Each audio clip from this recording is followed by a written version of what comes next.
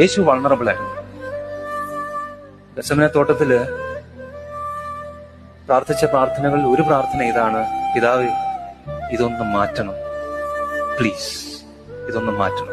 Being vulnerable. അത് വേദപുസ്തകത്തിലുണ്ട്, അത് record ചെയ്ത് വെച്ചിട്ടുണ്ട്, അത് മായ്ച്ചു കളഞ്ഞില്ല. കർത്താവിന്റെ ആ പ്രാർത്ഥന വേദപുസ്തകത്തിൽ നിന്ന് മായ്ച്ചു കളഞ്ഞില്ല. ആ നിമിഷത്തിൽ എനിക്ക് മനസ്സിലാകുന്നു ഗോഡ് നീഡ്സ് മാൻ എന്ന്. ഏത് നിമിഷമാണെന്നറിയാം? കർത്താവ് ശിഷ്യന്മാരോട് പറഞ്ഞു, എന്റെ ഹൃദയം, എന്റെ പ്രാണൻ മരണവേദനയോളം ആയിരിക്കുകയാണ്,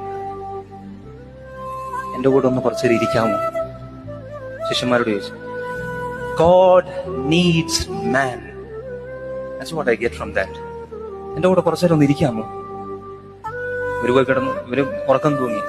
എന്നിട്ട് അടുത്ത ചോദ്യം വന്നു, 1 മണിക്കൂർ എന്റെ കൂടെ ഒന്ന് ഉണർന്നിരുന്നൂടെ? 1 മണിക്കൂർ എന്റെ കൂടെ ഒന്ന് ഉണർന്നിരുന്നൂടെ? കർത്താവ് ചോദിക്കുകയാണ്.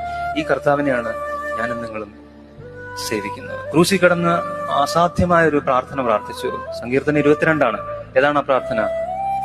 എന്റെ ദൈവമേ, എന്റെ ദൈവമേ, നിന്നെ കൈവിട്ടത്.